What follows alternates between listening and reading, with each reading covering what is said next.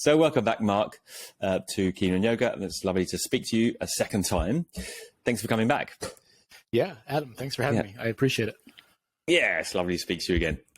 Although we've never met, I feel a semblance to Mark, as we've connected so much over this time of the pandemic and subsequently to that. So at some point, we're going to meet and sort of share some ice bath or something together. So we can sit in like tip to toe, like you can be one end, I'll be the other end. Yeah, be very, very snug together. So to that end, what we wanted to talk about is lifestyle. Like Mark has got a way of living that's it's not a yoga as a lifestyle, because it's not necessarily informed by yoga philosophy or the context of yoga, but yoga fits into that. So we wanted to talk, and I think it's a great idea to talk about the kind of things that surround the yoga practice, complement, support the yoga practice, and also just generally, how to live a more reflective life, I suppose, that is, very much akin to yoga, really, but not, necessarily, kind of living by the Bhagavad Gita, but, just kind of living a natural life that is, alongside yoga. So, you kick off, Mark, and I'll try and add what I can. Yeah. So the asana, I get a lot of yoga and asana questions all the time on my social media platforms and all this stuff. And lately I've been trying to share a little bit more of like the other things that I do, like the rest of my life. And a lot of what I do is, based off of what I've learned with yoga philosophy and things. But, kind of all my life, I have been very kind of connected with nature. I've always spent a lot of time outside and this kind of stuff. And now I am kind of getting to the point where I'm looking at what I've been doing a little closer. I'm looking at it with more like a microscope lens and seeing like, is there something that I can actually teach or share here with this, And I've kind of boiled it down to like kind of like two basic like kind of principles. And, when I say that, like, I'm very much into moderation. So these aren't like hard, fast rules, but they're ways that I kind of look at and evaluate the things that I do. So all my activities, I try to see if there's maybe a better way to do that thing. And in the lines of connecting and protecting. Right. So with connection, what I mean is like connecting to ourselves. So like yoga, meditation, reading philosophy, these kinds of things, just reading in general, but then like connecting to others, like creating community. So having a shala and making people feel welcome who, might not normally feel welcome in a yoga studio, things like this, like just opening up and being friendly. That's connecting to others, building community. And then lastly, like connecting is like connecting with nature, and I really try to, be outside as much as I can. I really am into like doing as much manual labor as I can before I go to a machinery, something like this, things like that. And then protect, but the other qualifier is if I can do things where I am avoiding a little bit of the toxins of our modern world, whether it's like screen time like this, or like buying products and putting them in your house that are going to off gas a bunch and then putting that kind of stuff in your room or having Wi-Fi in your room or these types of things. So this is how I kind of look at everything.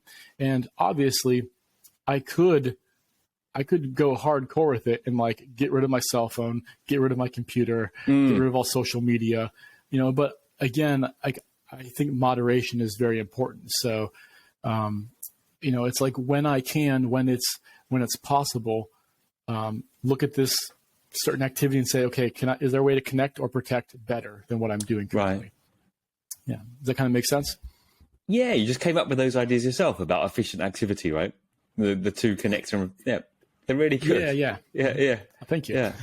Yeah. Well, the first thing, it was a silly question, but the first thing is, how if someone's living in the city, do they get to do this stuff? Because obviously you're in a privileged position there, right? Like, you've got, I mean, when you talk about manual labor, I always see you chopping these logs. Now, I'd love to have a go at chopping logs, but unfortunately, I don't live in a place where we need much firewood really currently. And I don't have an axe on me, for example, right? And I think we could take that and extrapolate that out with many aspects, right? I mean, how do we share ourselves if we don't have that possibility of doing something like we both have the opportunity to do, create a community, and that's a wonderful privilege that we both share in, how do we take these ideas in a practical level for someone who's a city dweller, living and working, 9 to 5 job, 9 to 6, 9 to 7, whatever it's got these days, family, etc., etc. How do you kind of practically translate these to someone else who's coming to you for lifestyle advice, as it were? Yeah, no, exactly. I mean, that's a question that I get a lot and that I expect. People are like, well, you live in the woods. Of course you can cut trees down. But if I go to the city park and chop down a tree, I'm going to get arrested. So, True. Yeah, of course, yes. Like if you're living in a city, whether it's a warm climate or not, even if it's a cold climate, you still can't go to the park and cut down a tree, So, right. Obviously there's certain things you probably can't, do. can you? Yeah. No, but a lot of protection there's always... then. Yeah. We have to protect. But there's always things that we can do, I mean, there's like I know a lot of people, that, and this is not a judgment by any means, but, a lot of people just pay some teenager to mow their lawn for them, Right. When it's like, well, yeah, I mean, if that is necessary because your life is so busy and you don't look at that hour or two you spend mowing as an efficient use of your time, then yeah, hire it out. That makes sense.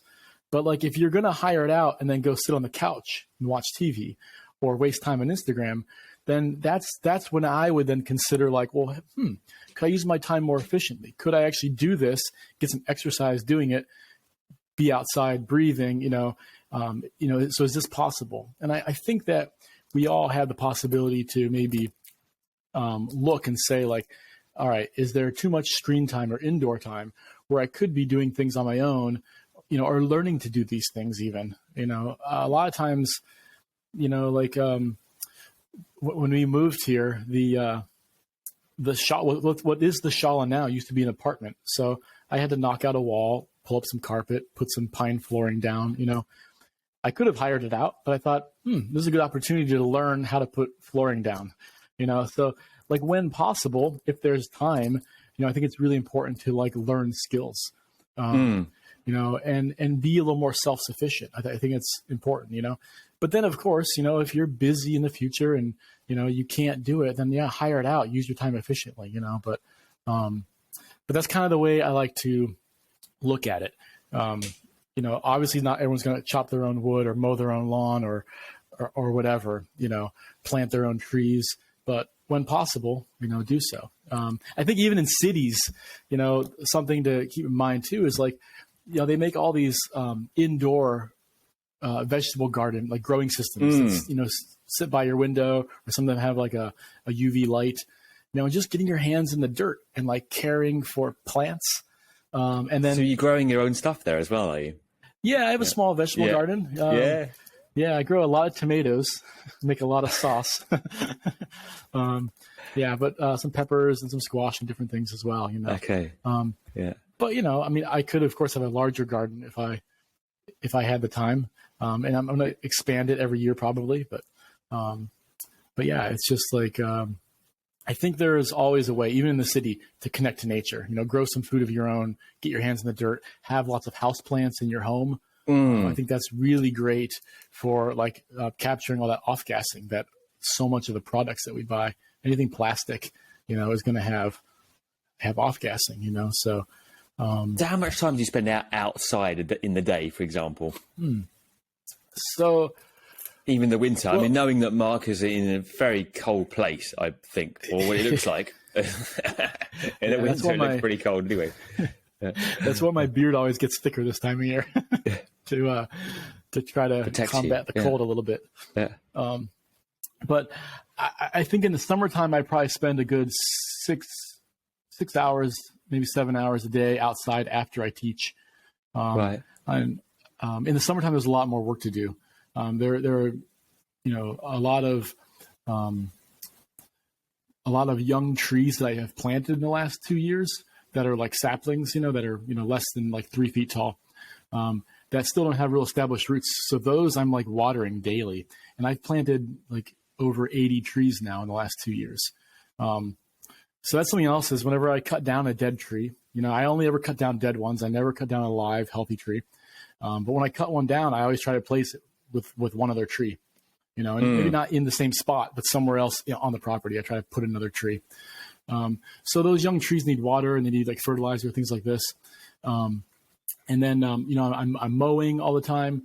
There's a lot of like, there's a lot of natural area, but there's also a lot of manicured areas. Like there's areas, near the Shala that have, mulch and, that the bushes are trimmed. And how much land do you have there? There's 8.3 acres, which I forget what that is in hectares. I don't remember. Okay. Yeah. That's basically that's got a fair chunk of land you got there. Yeah. Yeah. It's pretty big. Yeah. There's a lot. Yeah. And there's also, there's 3 dwellings here. So there's 3 apartments, I live in one and then I have renters in the other 2. And then there's also the Shala. Right. So there's a lot of property upkeep and maintenance. Right. And you're doing the maintenance for those ones as well, are you? Or for all the 3? Right. Yeah, for all of them. Yeah. Mm-hmm. How does this dovetail into yoga practice then? I mean, if you could put a percentage, I suppose the question that comes to mind is what's more important for you? Say like you could do one thing, be in nature or practice your asana practice. I mean, it's a silly kind of polarized idea really, but it seems to me like that's the foundation and then asana is a small part of a much bigger foundation, not the other way around. Because many people do it the other way around, right? Asana is the hub and then off asana is the lifestyle, whatever, and for you, it seems kind of like the other way around. The hub is nature and then outside of that, asana is a limb of that. Totally. Yeah, totally. Right. I mean, I really just view, asana is, the third limb, and so to me, it's just one piece of the puzzle, and it's not even all my movement either, like if we're talking about like movement, like, movement seems like a very small part of your movement. Yeah. I mean, I'm doing a lot of, additional movement through the day. And it's not my only quiet time either though, because I mean, sure, we're moving into practice, but we're also quieting our mind to some degree. And with meditation, we should be quieting our mind. But, when I'm outside, I'm moving. I'm splitting wood. It's very meditative. It's very it's cathartic. It's very repetitive. And I can kind of just get into a rhythm and get my mind focused on one thing. So I feel that the 2 things kind of complement each other in a way, right? They do. Yeah. I really feel, I feel that's the case. Yeah. And I don't feel conflicted with the 2. I don't feel like I'm making a choice. I can't. There's always my time for my. I'm not asking you to choose. Yeah. Not at this point, anyway. Yeah. But what about how does the nature or how does the lifestyle kind of relate to? How does it affect and relate to what you do in the asana practice? Does it have any relation?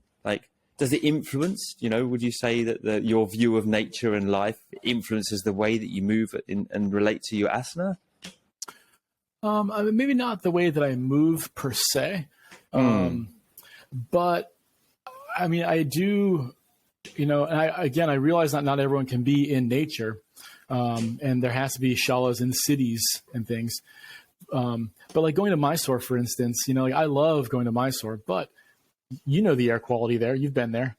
It's not great, and I think about man, we're doing all this Ashtanga is a breathing practice at its base, and then we're doing these hard asanas on top of that, and it's like we're doing this breathing practice in a place where the air quality sucks, So, I mean, with the nature for me, it's like I really wanted to have a shala in the woods because I live in the woods, and I thought, people should be able to come here and have that same benefit. They should have the quiet of the woods. They should be able to see the sunrise through the trees in the morning and watch deer come out of the forest and nibble my garden. That's always something to watch. You're running out. So wait there. Get away. Get it. And then have all that clean air around, I think that's just really important. Like if we're going to be doing this deep breathing, there's, I don't know how many thousands of trees on the property. I can't begin to guess. Oh, really? But I mean, that much. that many thousands trees and thousands of trees. Wow. Yeah, I mean, it's Right. So it's I just figure like, man, like this is like a great place to get that super dose of like clean oxygen, and I think, why would you want to practice in the city if you could practice in nature? That's why they said, I mean, the one reason why it's said to practice early in the morning in India, obviously there's this idea about Brahma Murti and auspicious hours, but also just use the air quality, I think, being better. A kind of pragmatic or skeptic's take on it. Totally. Well, maybe we'll get you on again doing listing the names of your trees, all the different species, not the name, but the species of the trees. That'll be a riveting podcast for some people anyway. Probably. Right. Well, what about how does food and diet fit into this? The kind of contentious aspect. I mean, you mentioned growing your own food a little bit. Do you have any principles or rules around food, the way you eat? Because obviously this is a huge topic for people, and what you put into your body is kind of the fundamental basis of how you exist, really, I suppose. Yeah. So I know food is a very it can be a touchy topic for a lot of people. And people are some people treat their diet more intensely than people treat like a religion. They get very argumentative sometimes about food. I'm not very dogmatic when it comes to like what diet you choose. If someone is vegan, hey, that's great if it works for you. If someone's vegetarian, that's awesome. If someone is, a carnivore, whatever. But what I usually notice with people is that if you're choosing a specific diet, like say you're going to do keto and you're going to eat a lot of like animal proteins, or you're going to do like a vegan diet or whatever, people are doing these diets because they are interested, because they think it's the right thing, and they think it's good for their body, and they feel good. But because if they care about how they feel and they're taking the effort to do this, what they're also doing is usually they're being a little bit more selective with ingredients, So like, I don't think it's necessarily you have to do this diet, you have to do that diet. I think we need to be more aware of like what we're actually putting into our bodies. And what I think is important is we put food into our bodies, not these like chemicals, that I think is one of the worst things. So I think eating a whole foods diet is very important. And you kind of see that with no matter what diet someone chooses, as they start cleaning up their food. If they're eating meat, then they're probably buying more organic meat and grass-fed things, and they're being a little more particular about that. It's people that just basically eat whatever and don't care about diet that are then literally just eating whatever, and we get a lot of food colorings, we get a lot of preservatives, we get a lot of high fructose corn syrup, a lot of maybe seed oils, like canola oil, or like Crisco, things like this. Hydrogenated when we're oils, not paying attention, I mean, it's crazy to have to point out that a processed diet, is not food, but because they've just become the mainstream. If you just go around a supermarket and lay your hands on things, without thinking, you're 90% of what you pick up is going to be not really food. Real food. I mean, crazy to point out that, right? It's insane. But, less you actually, once upon a time, even 40, 50 years ago, obviously, you wouldn't really have had much choice but to eat real food. But now, you have to really make a conscious effort to eat real food. And you see this in countries, I'm in Asia right now, and they've still, obviously we can draw a romantic picture around it, but nevertheless, there's still a lot more real food available on the streets. There's a lot of street food, there's a lot, and you see it in the practitioners, you really see it in the daily people, that the diet, what is easeful and comes easily to hand, they're eating, right? And now, I think, particularly for people in the West, and again, it's like people are going to say here, well, it's a privileged thing to be able to go and get real food and cook real food, and it's not easy, right? I haven't got the time, what do you say to that kind of thing? I haven't got the time, because this will be the argument. I haven't got the time nor the money to go and get whole foods and cook whole foods, that doesn't fit into my day. Yeah. Whereas just to finish in the East, is like I was walking in Bangkok today, and there's food stores and they're little lunch boxes. You got the rice, you got meat, you got a little vegetable there, but you got real food, and you can pick one of those up for nothing, and that's your lunch, real food, right? And that opportunity isn't there so much in the modern West, at least, right? Yeah, it is hard for sure to get, real food, especially if you are very busy.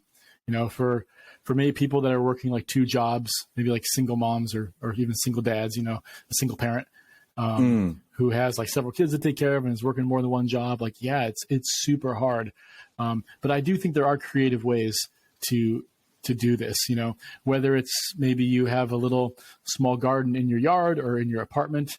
And maybe you assign one of your children to like, okay, like your job is to, like care for the tomatoes and your job is to care for the peppers, and then they're also learning at the same time, but I mean, I feel like there's always ways to get, we don't have to eat a diet 100% food based, because that is really, really hard to do. But as many decisions as you can make, like, oh, this is food and that's, has more preservatives in it or whatever. Try to go with those. So even if you have a small garden and you're, every day in your salad, you're putting your tomatoes on it instead of, ones that were maybe GMO that you bought at the grocery store or something, or no tomato at all, that kind of thing. That's still going to be better, so I think little changes lead to bigger changes, but it's sometimes hard to, it's hard to like transform our diet overnight. So if you make a small change and then you get used to that routine of like, okay, like I can water these tomatoes every day. I can, do this, do that. You get used to that, it becomes part of your lifestyle, and you feel good from it. And then before you know it, you're making another small change. You're adding something else in, and, like usually we have time for things if they're priority. We don't have time for things if they're not priority. Is really what I think it comes down to. Yeah. I mean, it is true. I mean, people always say, I don't have time to, to cook for myself. I don't have time for yoga. And it's like, well, yes, people live very busy lives, but there are means and ways to do something with a certain amount of time, which will be effective, whether it's asana practice or, or cooking. I mean, to that end, how much time do you spend in the kitchen actually cooking food, or do you batch cook, or have you got any kind of tips around making things, speedy or slimming down, the time it takes to make meals? Yeah. I do a little bit of like batch cooking, but not that much. I like to try to eat, fresh stuff daily for the most part. I've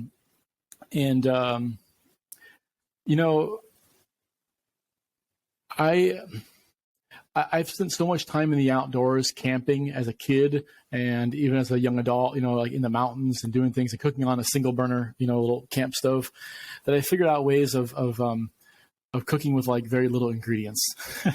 And maybe it's not going to like be an award-winning restaurant, but I like it. And, and that's all that really matters, But yeah, I cook just like, I try to do like one pot meals, or one pan meals, simple ingredients, So are you cooking, or I know you have a partner or wife, right? I mean, is it you that does the cooking, or does she? Do you pitch in together? We share it. Okay. Yeah. I think she heads up a little more of the cooking in the summertime when she's not teaching. She's a school teacher. But in the fall, winter, and spring, I try to pick up more of the slack. I try to take care of that so that at least food is all prepped and cut and ready, to go. It's just like, why am I just eating one pot meal again, Mark? Like, I would like 2 dishes at least.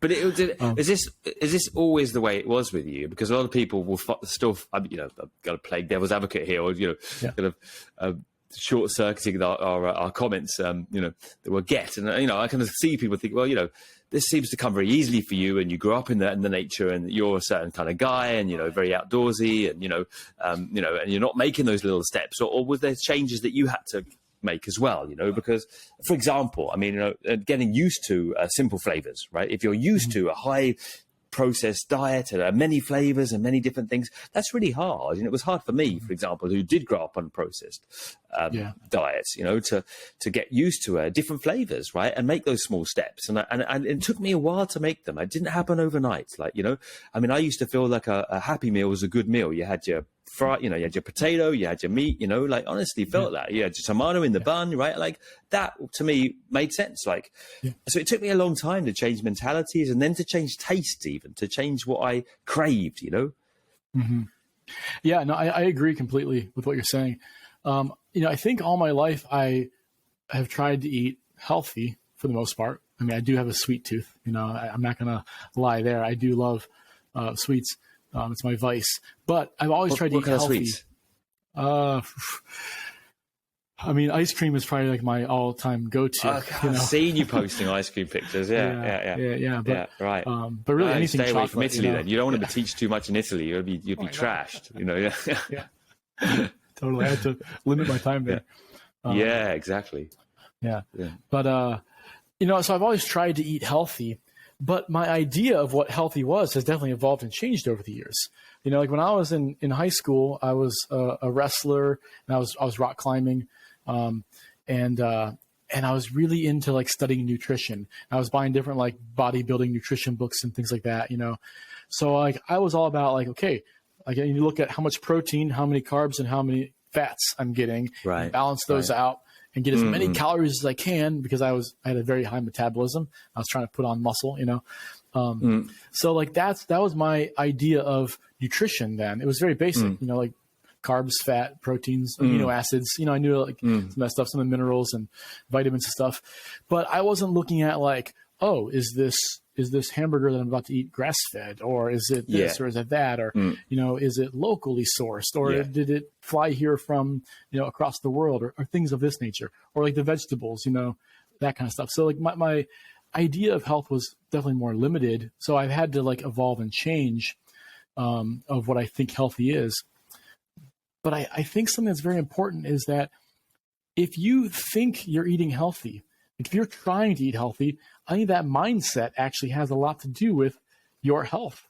So even if you don't have all the knowledge in the world of like what's healthy and what isn't, if you're eating with good conscience because you are like, this is good, I'm doing good for my body, I'm fueling it, I'm doing that, I think that makes a huge difference. If you eat with guilt or with sorrow or this or that, I think that really affects the way we digest and process things. Yeah, totally. I think the one link I don't necessarily agree with that you mentioned before is that the idea that the conscious diet will then breed an ethical conscience, because you were mentioning also with your wrestling, and I see this with a lot of guys, like they've got to get the protein in, they got to balance the calories in the way that you were mentioning, and it doesn't necessarily relate at all to how the animal has been raised or blah, blah, blah, in terms of the social. So I can understand and follow you down the path to a certain way, but how did it change for you? Do you think the yoga practice made you more reflective on, in terms of not only what's good for your body, what's good for kind of everyone, right? Like not just you. Totally. Yeah. I mean, yeah, you get exactly what you're saying. Yeah. Initially, I was looking at what was good for me. And then I think it was the yoga practice that made me think, hey, well, what's good for animals? What's good for the environment? And what's good for me? So now I'm like, balancing out three, it's like you're fighting three battles at the same time. Like I want to be healthy, but I also don't want to, harm too many living things. And I also don't want to, harm the environment. So that gets very tricky indeed, for sure. But again, I think we just do our best. We do. Obviously, people are going to be wondering here, like, what is the status of your diet? Are you vegetarian or vegan, or do you live, or are you more flexible with it? How? Because you said you were eating meat. Have you evolved to stop eating meat, or do you eat a little bit? So, yeah, I grew up eating meat for sure. At home and stuff, and through my early 20s, like my time in the military, I was still eating meat. And I think around age like 23, 24, somewhere in there, I was doing a lot of climbing. I was, getting even more focused on nutrition and trying to learn more.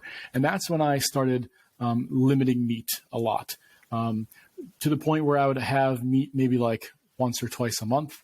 And if I did, like if I was going to have it, if I was going to spend the money on it, it was going to be like organic, grass fed, that kind of stuff. It was going to be like quality sourced and local, So I wasn't just like going to the random bar down the road and grabbing a burger or whatever, or McDonald's. I was trying to be ethical about it. And then that just kind of like slowly weaned away to being vegetarian. Now I'm kind of starting to move back the other direction. I'm becoming more flexible with my diet again. I'm 42 right now, and I'm finding myself feeling tired and weak a lot. Right. And I have recently, this is crazy, and I think I'm going to make a lot of people mad here, but whatever. But I have recently started adding beef liver into my diet. Beef liver. Which I do not like at all. No, I don't imagine you would. No, it sounds horrible. Yeah. It's horrible. Yeah. But it's one of the most nutrient dense foods on the planet. We talk about enjoyment. Why don't you just get a burger or something? I mean, you're going to enjoy your food, right? Like, that's your point, Well, actually, that's a separate topic that we can talk about in a minute. But I don't think we need to do everything for pleasure or enjoyment. Like our asana practice is hard sometimes. We still do it because we know it's good for us. And I think food can be similar, But yeah, so I have added this into my diet recently. And now I'm doing it like once a month. I'm feeling, believe it or not, I'm feeling stronger. I'm feeling good. Really? I think it's just enough.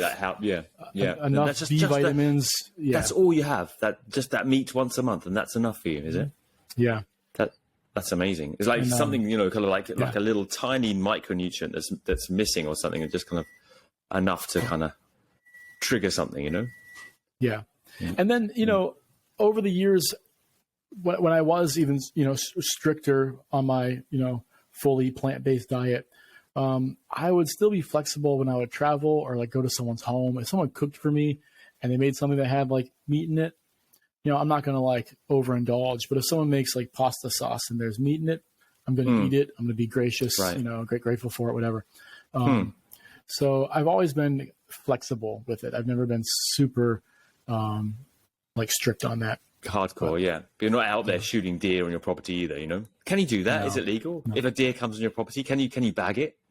Yeah, I mean it is legal. Yeah. I have not done it. Well, I mean you have to have a hunting license, and with that they give you, I think 2 or 3. I'm not a hunter, I don't know, but I think you get like 2 or 3 tags, they call them, a year. Right. And then like when you shoot it, you have to like tag it and then take it to a processing place. And if you don't have a tag, they won't process it. So it's like an illegal, So you have to have a license. Do it yourself as well. That would be another job for you. Yeah. Shoot and gut your own meat. Yeah. Take you a few more hours in the day. Right? Yeah.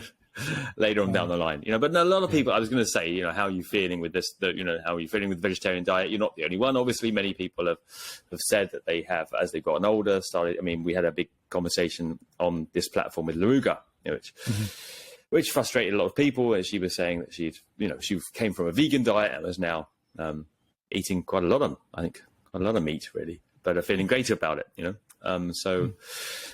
I think it is more of a conversation to be had with yoga practitioners as well. Obviously, the diet has traditionally been pure veg, there is leeway for a lot of other opinions around this. If you're not feeling healthy either, then there's questions to be asked there as well, which I think a lot of people are arriving at. As much as one has to have a social conscience, do you want to sacrifice yourself along the way, for an ideal, as you say? If you're not consuming every day, then it maybe isn't exactly the same thing either. But yeah, it's a topic which has got a lot of scope with it, and probably we'll leave it there. But thanks for being honest with that. Of course. But what I was saying about like, back to like circling back a little bit, I don't think everything we need to do necessarily needs to be pleasurable. And I think there's a lot of growth we can find there, like emotionally and mentally, by doing things that aren't always comfortable, and that's kind of one of my, like, one of the things I like to look at is like, how can I find a little bit of discomfort in my day? Cause I don't think, I think we get too comfortable, we get lazy, so like, when we were kids, I remember like my mom would put down this like giant plate of broccoli on the table that was doused in vinegar. And it was like, oh my God, like I don't like broccoli anyway. And then you put vinegar on it. You're killing me here. It was like really hard to eat, but it was just like, I don't care if you like it. They're good for you. So you're going to eat them. and we do that as children. We do things that our parents say are good for us that we don't necessarily like, but we do it. But then as we become adults, we get very spoiled and kind of, just spoiled. We think like, well, I'm only eating what I want to eat because I'm an adult now and no one has to tell me what to eat anymore. Like when would you go to a restaurant and order something that you don't like? We wouldn't. It's silly. It sounds ridiculous. But I think there's a little bit of benefit, like when I'm eating. So I should have said this before. Like when I eat this beef liver once a month, I'm not eating a giant piece. I'm eating like 3 or 4 ounces. I'm doing it like a vitamin. Like I take a few bites and it's like, okay, so it's like, not everything we eat, I think, has to be pleasurable if there's some benefit in it. I don't know. So, but yeah, I try to find discomfort. I try to find things that aren't always good. I like to work when it's like freezing cold outside or when it's like blazing hot outside. I like the extreme temperatures. That's also why I like doing my cold baths and why I like doing the sauna also. You've got a sauna there as well. Ranges. Yeah. There's an infrared sauna in the Shala that a lot of the students utilize before or after practice. Wow. Yeah. It's like a little spa you've got set up there. I was going to ask you about the I'm coming there. Do you kind of manicures and pedicures as well? No, not yet. I have to learn. No, later on down the line. I was going to ask you about the cold baths. I've seen you doing this a lot recently. You have any advice for people wanting to start that? I know you do. You've put out some good ideas recently. If people, because many people are not going to have access to, unless they live in a very cold place with a bathtub outside, which many people also do. How do you start it? You were mentioning that you only need a minute or two under a cold shower. That has adequate benefit. And what are the benefits in the first place? It's become so trendy, these cold baths. Even I've gotten into it. So. Yeah, do you want to speak a little bit about that? Man, the benefits, there's so many. But the main reasons I do it are for recovery with my asana practice and also all the labor I do around here. I feel my knees and my back just like I feel like my knees are singing praises to me for doing it. My knees are so happy when I get out. So for the recovery aspect, I think it's huge, but also it's a really big immune booster. It really boosts our immune system a lot. And I mean, shoot, with everything going on in the world today, everything you do for your immune system, the better, So those are the main reasons why I do it. Why people say it boosts the immune system, but why is that? I think it seems like it would do the opposite, like because it's hard, like it would kind of like challenge your immune system, and you kind of go down in a cold or something after sitting in that ice for a period of time. Yeah, I mean, I think it's it's kind of like anything that's challenging. You start to adapt to those things, So I think we build a little more resilience by doing this. I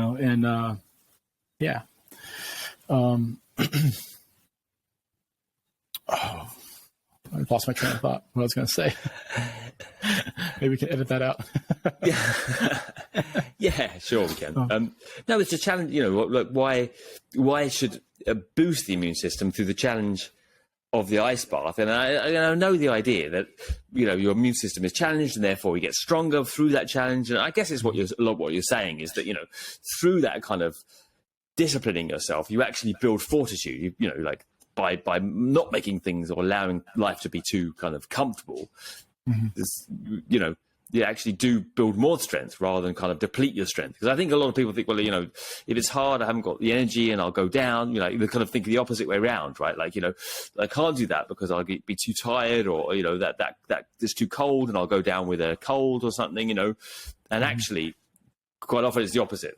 Like by challenging, you get more energy, not less and not weaker. Yeah. Yeah, I agree. And of course you can you can deplete your immune system too doing it. Of course. I mean, if you spend like 25 minutes in there and are getting the chills, you go down with hypothermia after. After 15. I've been hypothermic before when I was younger. Yeah. Spent a little time in Alaska doing some mountain training. I was in the Marines, and 30 days in Alaska in December, sleeping in a tent every day, not having any heat source really other than body heat and your clothes. It just got a little too much for me around, I think it was like around day 20 or something. It just got a little too much for my immune system, for my body. And, I got really hypothermic. So yeah, not a fun thing at all. No. But yeah, I mean, you can definitely see in a cold bath. So, the first thing that happened is, I guess I don't remember the name of it, but there's a vein that runs in our forehead that when it gets too cold, like if you don't have your hat pulled down to like your eyebrows, if it gets too cold, that starts to create a feeling of nausea. Okay. Huh. And if you're in the cold and now you're nauseous, so you're like, you're losing your calories, your food, and your hydration, that makes the hypothermia come even faster. Because obviously our immune system needs, food and water to fight things off, But yeah, I mean, I remember feeling kind of like drunk, like my speech was slurred. I was super super nauseated. I couldn't keep anything down. Even when I tried to drink water, it'd make me throw up again. You have to like slowly warm the body back up. But also you have to get liquids in. It's so important because the dehydration makes it worse. And I couldn't keep any liquids down. Like I just kept throwing them up. So eventually I had to get like IVs, pumped into my arm. And that was like a huge, quick turnaround. It was pretty amazing. Oh, yeah. But it could have killed you, I suppose. I mean, I wonder how long it would take to. Yeah, I mean, it can. Yeah. I was with my my Marine Corps mountain warfare training group. So we had like Navy doctors, medics and stuff, present all the time when we train. So I wasn't really worried about that. I just felt like shit. Yeah. But I was really just like, okay, they're gonna take care of me. Like I'm gonna be okay. But you get I mean, it definitely can kill you. Get some time off, get to stay in the like a warm tent maybe, just with the IV on, lie down. Yeah. I was totally kidding, actually. Right. Just to get warm. Just to backtrack a little bit. Plenty of mountaineers like die of hypothermia all the time. Hypothermia. And someone was doing an ice bath I saw recently. They stayed in for like over 20 minutes or something, and then they got hypothermia. I mean, you have to be careful with these things, obviously, and the ice bath the same, And I do it for like about 5 or 6 minutes, and that's, it's more than adequate, Yeah. I usually try to shoot for like 3 to 5. That's like a nice goal. Right. I feel pretty good there. But you were asking like how to start, and I think, if you don't have a fancy setup, if you don't do it outside, whatever, if you don't have a bathtub in your home, most people have a shower. And really like, one of the things I read recently, it was actually written by, this like Ayurvedic doctor. I should find the article and send it to you. It's kind of interesting, but they were saying that, just getting your feet under cold water every day does the same exact effects. And I was like, well, shoot, that's pretty cool. It's an easier way around. Yeah. So, I mean, you put your feet in the cold water and hang out there for a few minutes, and you begin to acclimate and get used to it. Before you know it, you're doing like the knees down, in the shower, and then like the waist down and so on, but I don't think we need to be super hardcore and like, get the cold water on our head running down our whole body and stay there for 5 minutes. That's kind of miserable, actually. I mean, I hear what you're saying. A lot of it is, kind of a moderate, way around things, right? Right. It's kind of like not one or the other thing necessarily, right? Yeah. Although when I've seen you in the ice bath, I keep thinking, get those knees down, get further down, get your head down. Yeah, I mean, I do usually whenever I stay in there for a minute, I get nice and low in there. Another tip I think for people starting out is, even though the shower, you can start with your feet only and work your way up, so that makes it kind of approachable. Just for my own opinion, like actually getting a cold shower where that cold water it's always constantly new cold water hitting you and running down you. So it's like every second is kind of shocking. Like it's harder to adjust.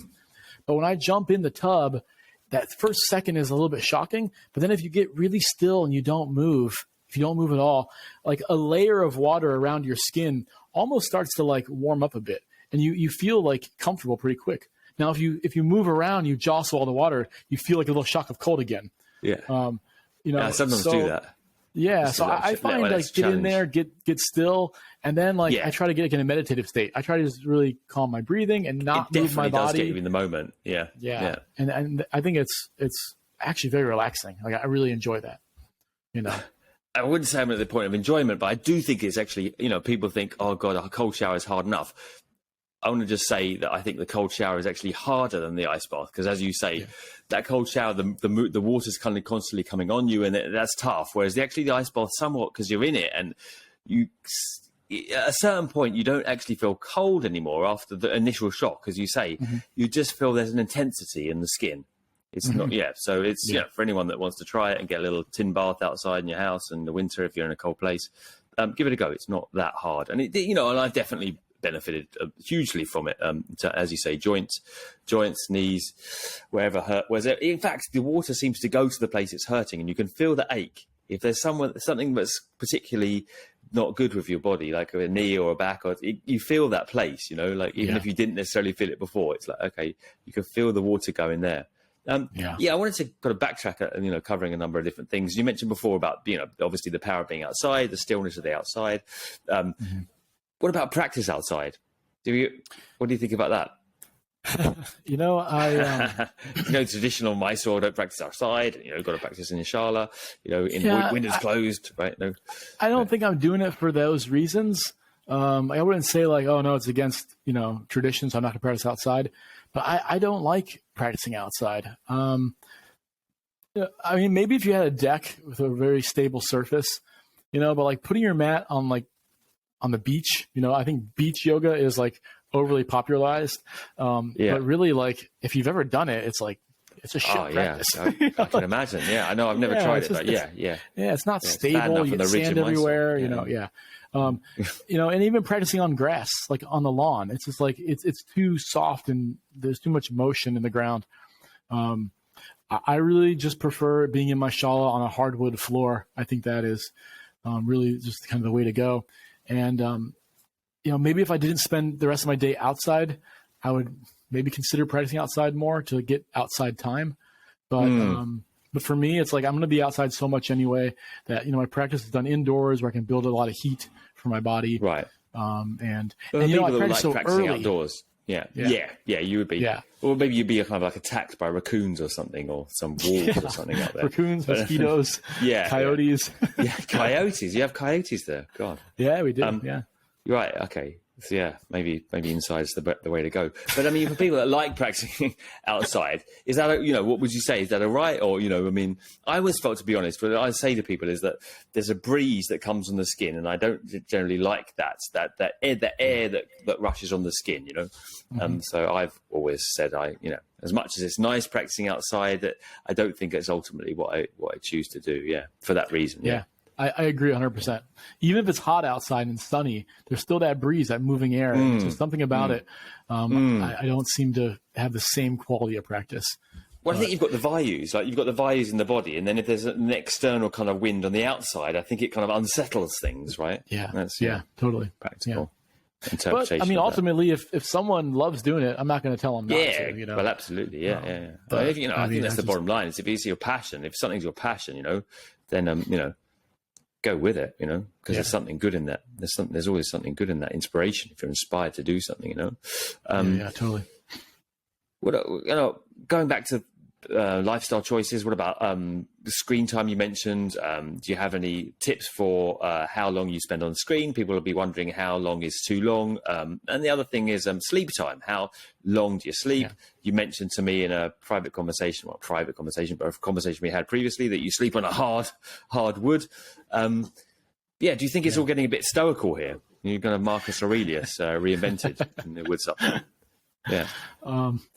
So, sleep, I think, is something that is like so misunderstood a lot of times by like just general. I mean, obviously there's doctors who study sleep, I think there's good science with understanding sleep, but I think just the general population, they are like, oh, how many hours of sleep do you get? Oh, you're not getting 8 hours? Oh, that's really unhealthy. You're probably ill. You're probably immune system's low or whatever. And people worry about me because I get up at 2 a.m. They're like, oh, that can't be healthy. And it's like, wait a minute, I told you one thing about my sleep, and immediately you think I'm not healthy, but you didn't hear all the other things that I do with my sleep that you're probably not doing. So I don't think it's about quantity as much as quality. Well, what time do you go to bed? You get up at 2? 8 p.m. 8 to 2 is 6 hours. That's not much. You have a nap in the day? What it is though is the average person, their sleep cycle is around 90 minutes, an hour and a half. So if you sleep in increments of that, so like 4.5 hours or 6 hours or 7.5, actually 8 is off cycle a little bit. So I feel like a lot of people who sleep for 8, you're getting a lot of sleep, but you're waking up in the middle of a sleep cycle. Then that's why we feel groggy sometimes when we wake up, because we're in the middle of a heavy sleep.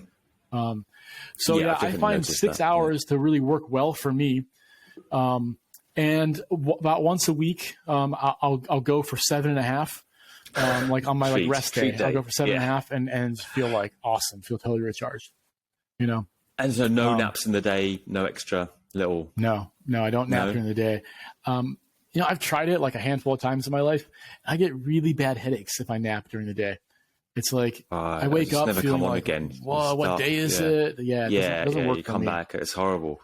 I can't get into it. A lot of the yoga teachers do it though, because they're following this lifestyle where they get up very early and then have a sleep in the day, and it seems to work for them. Never has for me.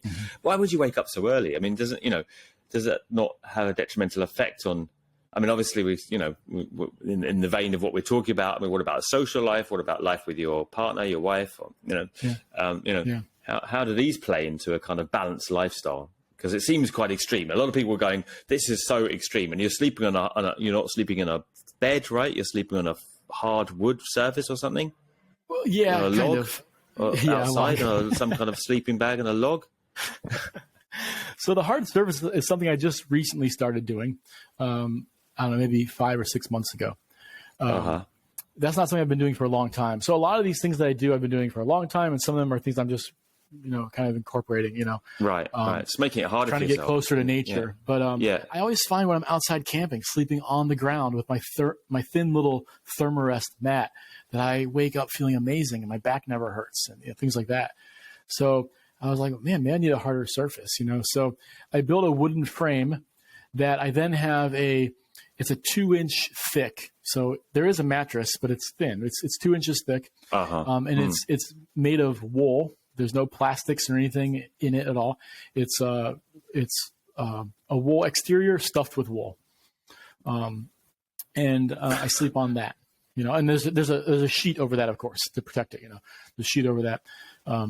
But that's what I sleep on, and I think it. I don't know. I think there's something to sleeping on a harder surface. It actually supports the bone structure maybe a little more than if you're like sinking into a soft, like water bed or overly squishy bed. It really supports the bone structure. And I think it allows the muscles then to relax more because the bones are supported. It just lets me like totally like soften. Interesting. And what about pillow? Use a pillow? And many people are against using pillows because the neck's propped up in a weird way. So, Yeah, but I use one of those like curved pillows that like dips down behind my head and then curves up behind my neck. So it keeps my cervical spine in a nice shape. I sleep on my back and then sleep on one of those. Did you ever think though that it's easy to get into a kind of masochistic loop where you kind of make things harder and harder for yourself, Right. I mean, it's like, well, that's hard. Let's make it a bit hard. I mean, because I get this, like, I'm not, like, I'm not pointing the finger at you, oh, let's do, like, it's hard, that ice bath is hard at 5 minutes. Let's take it up to 6, because you kind of feel like, well, if it's hard, it must be good. Do you know what I mean? That there's a kind of equation and a kind of Protestant, kind of like that kind of old-fashioned kind of, suffering is good kind of ethic, and it's going to be better in the future if I do it hard, if it's hard now, and then it all gets a bit miserable, right? Yeah. So how do you give yourself pleasure? How do you allow, or can you allow yourself also to enjoy and to have comfort and to pleasure, or, Oh yeah, for sure. Yeah. I mean, I always kind of jokingly say, but half serious, I guess, that I'm a lazy person. But I really enjoy. Likely. Yeah. I really enjoy just like sitting down at the end of the day and like like reading or putting on Netflix or something, and so you do watch a little bit of stuff, and I do. Like a big tub of ice cream on your lap, Netflix on Friday night. Yeah, right. ice cream. Okay. Yeah.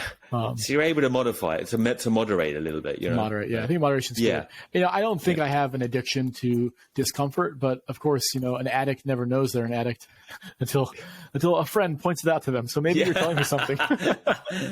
Well, you know, I can get addicted to anything. So, you know, I kind of noticed that I can, you know, easily kind of get into kind of, you know, whereas I had quite an addiction to drinking and smoking in my youth, you know, I can easily go the other way and have an addiction to, you know, kind of like straight, clean living, you know, can then become, you know, but then it's, you know, I think it's a temperament thing as well. You're obviously a more balanced, moderate character than I am. What you mentioned those, you know, treats, what other things do you do as, you know, kind of like treats, you know, or, you know, kind of pleasures, right? Well, I mean, my travel, you know, I'm traveling a lot and teaching now, and sure, I mean, you're working, you know, doing workshops and Mysore and stuff, but I love travel. I love trying different cuisines, different parts of the world, that kind of stuff. So I get so much pleasure out of like connecting with people around the world. You know, I really love my like friends around the world that I've met, who've hosted me and stuff. You know, and even though it's working, and they're like little mini vacations, and yeah, I find so much pleasure in that. So I feel like there's times in my life where I'm traveling a lot, and, you know, like a couple months in a row where I'm traveling a lot and maybe not working as hard. And then I come home and it's like, hey, now it's down to the grind. I got to get all this wood split, you know, so prepared for winter, all this stuff. Logs to cut, But can you keep any of this routine on the road? Or do you have to let it slide a bit? I keep... So my sleep routine, you know, I didn't share everything with you about my sleep habits, but like I can keep similar hours of sleep. It changes a little bit. You know, I can't choose the surface I sleep on or what kind of pillow I'm using, that kind of stuff. So I have to be a little bit more flexible that way. But like, you know, another thing that I was talking about with the quality of sleep is like, I think that keeping your phone out of the bedroom is a really important thing. So like I plug my phone in the room over from my bedroom. So that for two reasons, you know, one, I don't want that, you know, that 5G, 4G, whatever that is, you know, like near me at night, you know, I don't want that radiation. So I don't have the phone near me, but also like, it's so easy to like wake up in the middle of the night and not be able to sleep and just grab your phone. And then all of a sudden all that blue light, you know, is in your face and you're like wasting time, like scrolling, doing dumb stuff, you know?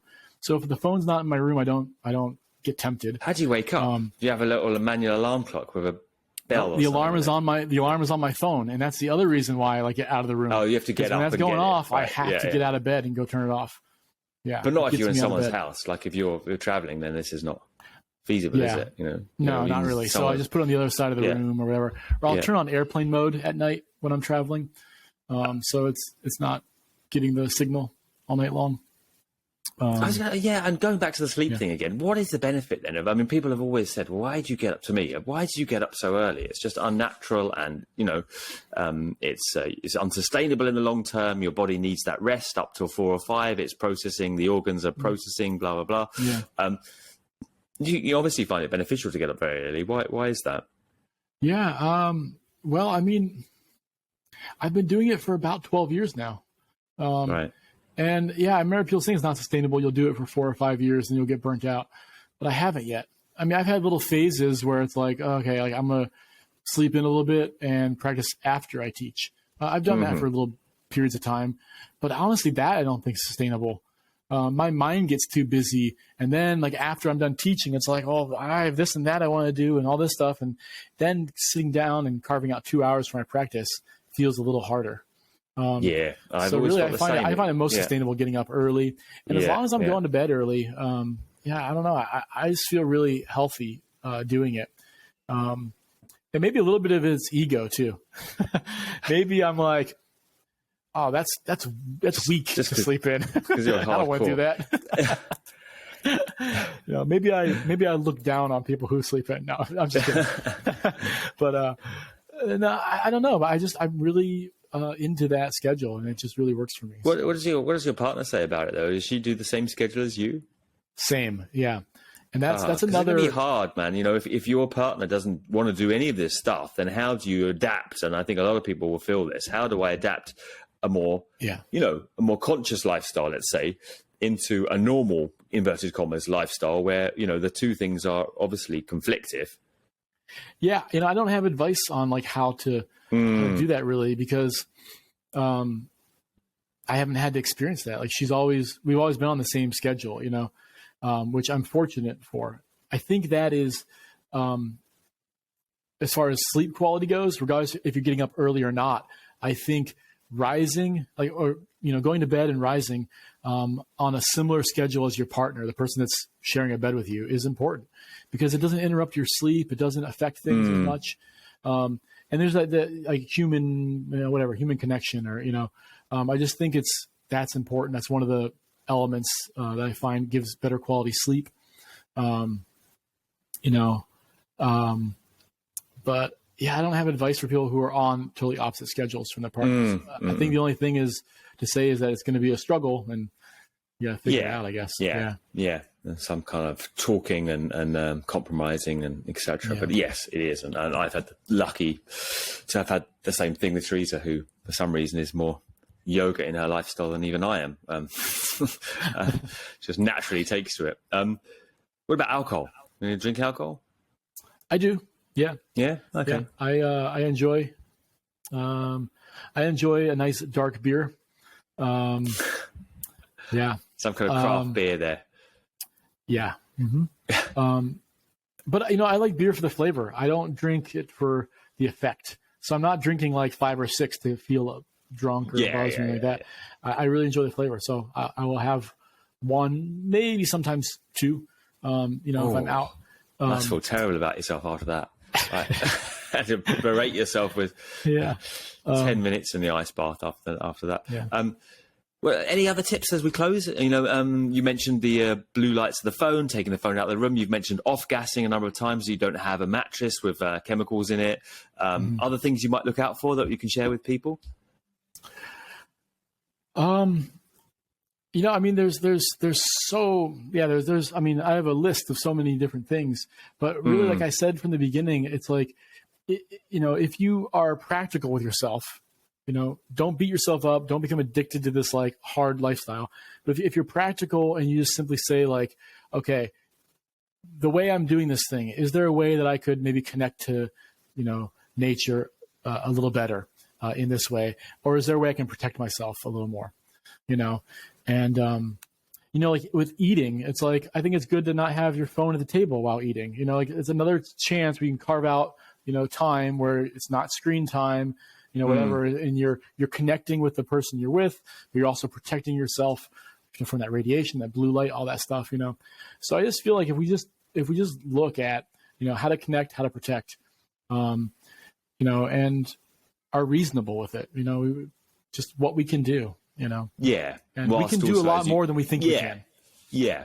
Whilst also being kind of reasonable, as you say, like not to let it get in the way of a relationship or living in the world, right? Because it can easily go, quite a way down a track where it makes you completely antisocial and a pain in the ass to be around, as it were, So I think it's conversations to be had to do it in a kind of diplomatic way where you're still connecting with people, because it can go, I think, too much to the protecting side where everything, then loses that connection, But so I think the two principles complement each other quite nicely and need to be balanced out, right? Connect and protect coming into line would be, I think, a reasonably practical guideline for a great lifestyle. Well, I've kind of asked you about your guilty pleasures, really, so we can't do that. And I think you've kind of, unless you've got anything else that in the back pocket, I think you've shared a lot. I haven't asked you about your sex life, but we could go there.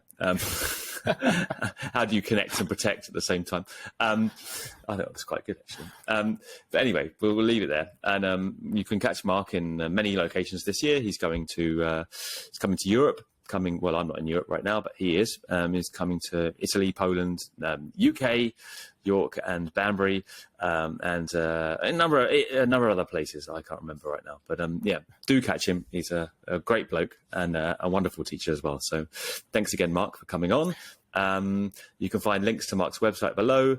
and don't fail to leave a comment or say what you think. So thanks again. Yeah, thanks, Adam. It's always a pleasure to chat with you. And I hope you're doing well. You said you're in Asia right now, so yes, we'll have to talk about that sometime. I want to hear about that. We will, yeah, next time. Along with those trees, along with a list of the trees, all the different species. Sure. Cheers. Cheers. Thank you.